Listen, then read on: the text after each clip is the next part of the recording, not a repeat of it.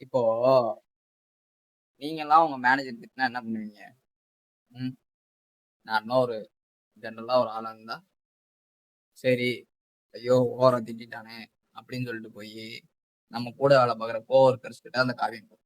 இல்லையா, சில பேர் என்ன பண்ணுவாங்க, கொஞ்ச நேரம் பிரேக் எடுத்துட்டு, சரி அப்புறமேல் வரலாம் அப்படின்னு.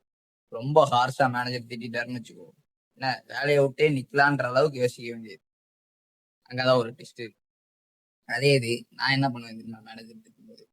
மேனேஜர் என்னதான் திட்டினாலும் சரி, இங்க என் மைண்ட் செட்ல என்ன ஏத்திப்பேன்னா, நான் ஒரு சூப்பர் மேனா இருந்து பறக்கிற மாதிரி, என்ன நான் ஒரு ஸ்பைடர் மேனா இருந்து வெப் விட்டு போற மாதிரி, என்ன இந்த மாதிரி நடக்காதுன்னு தெரியும் அந்த விஷயங்கள்லாம். ஆனாலும் வந்து இந்த மாதிரி என்ன நான் இமேஜின் பண்ணிக்குவேன். ஆனா அந்த மேனேஜர்ட்ட இருந்து திட்டுற ஸ்ட்ரெஸ் வந்து என் மண்டைக்கு ஏறவே ஏறாது. நான் போய் அடுத்த வேலையை நான் நிம்மதியா பார்க்க முடியாது. ஸோ அதனால இந்த மாதிரி என்னுடைய விஷயங்களை அவர் திட்டும்போது இந்த மாதிரி நான் என்ன டைவர்ட் பண்ணிக்குவேன். ஸோ அடுத்த தடவை மேனேஜர் திட்டும்போது நீங்க நான் நான் வந்து இந்த மாதிரி நினைக்கிறேன். நீங்க உங்களுக்கு பிடிச்ச மாதிரி எக்ஸாம்பிளுக்கு வந்து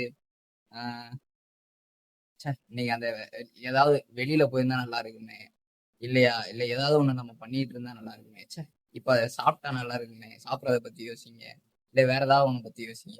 அதுக்காக அவர் திட்டுறாருன்னு சொல்லிட்டு அவர் திட்டத்தை பத்தி யோசிக்கிறீங்க. வேலை இருக்கதான் செய்யும், எல்லாரும் வேலை பார்த்துட்டு தான் இருக்கும். யாருமே வேலை பார்க்காமல இல்ல, சும்மா ஒன்னும் ஓபி அடிக்கிறதுக்காக நம்ம ஒண்ணும் வேலைக்கு வரல. சரியா, வேலை பார்க்காமல இல்ல. என்ன, சில நேரங்கள்ல சில விஷயங்கள்ல மேனேஜர் கேட்கிற நேரங்கள்ல மேனேஜர் கேட்கறத நம்மளால கொடுக்க முடியல, அவ்வளவுதானே தவிர்த்து மத்தபடி இங்க யாரும் வேலை செய்யாமலாம் இல்ல. சோ அடுத்த தடவை மேனேஜர் திட்டும்போது மேபி நான் யோசிக்கிற மாதிரி யோசிங்க, இல்லையா உங்களுக்கு எப்படி தோணுதோ அப்படி யோசிங்க. சரியா?